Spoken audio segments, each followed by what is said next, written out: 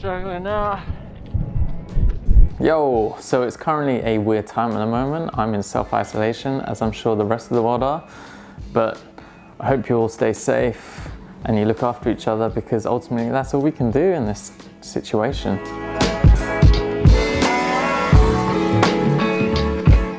So while I'm stuck here, I thought, why not tell a little story? I thought, what have I got? My trip to Ben Nevis back in December. We decided to summit the mountain in winter time with snow on top, and I thought it was going to be pretty easy.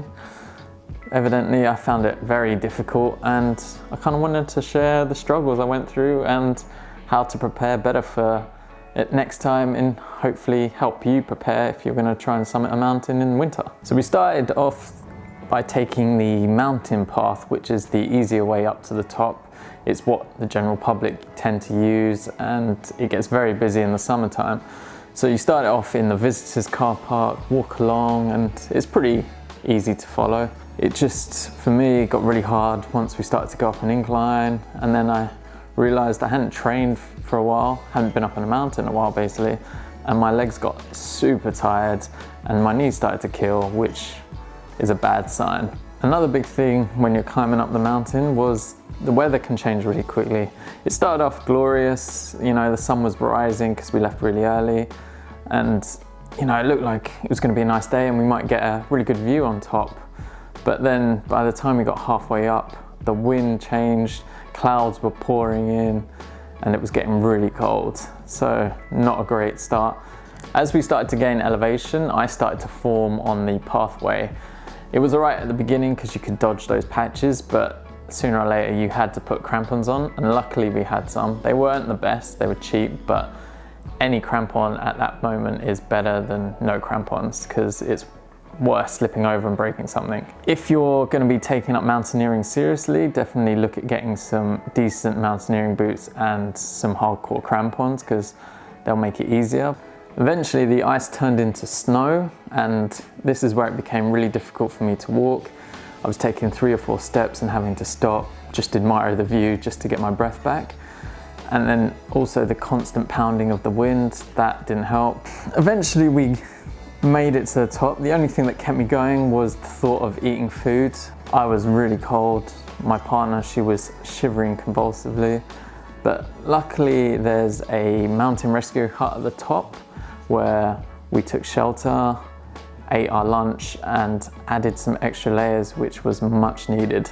We stepped outside. The wind was still howling, but it was misty as you couldn't really see anything. The clouds kind of blended in with the snow, and it was kind of like being in a Stephen King film, like The Mist. But then all of a sudden the wind just stopped, leaving the cloud there, and went silent. And yeah, it was kind of cool, but scary at the same time, because we couldn't actually see the pathway because everything blended into each other. So sometimes we veered off and then we ended up in deeper snow, and I was like, okay, we're going the wrong way.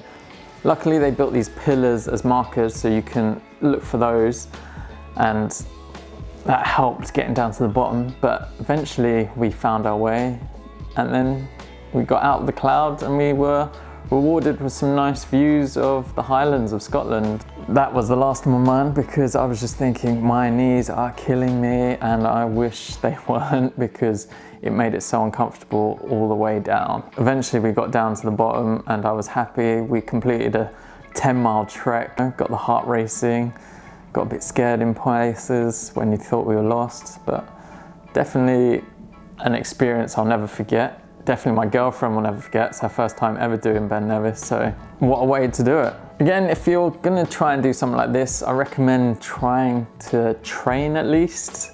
And if that's getting up some hills in your local area, or if you can, going up mountains and starting off small and getting bigger. But if you don't have that luxury, you can go to the gym doing steps, walking up and down the stairs instead of escalators and taking the lift.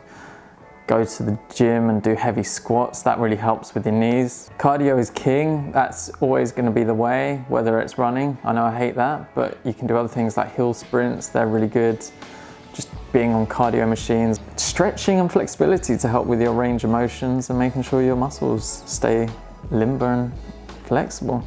Another tip would be to invest in some decent equipment. So that's insulating layers, a waterproof jacket that doubles up as a rain shield, decent hiking boots and socks. They really help. I got some merino wool ones that kept me dry and warm.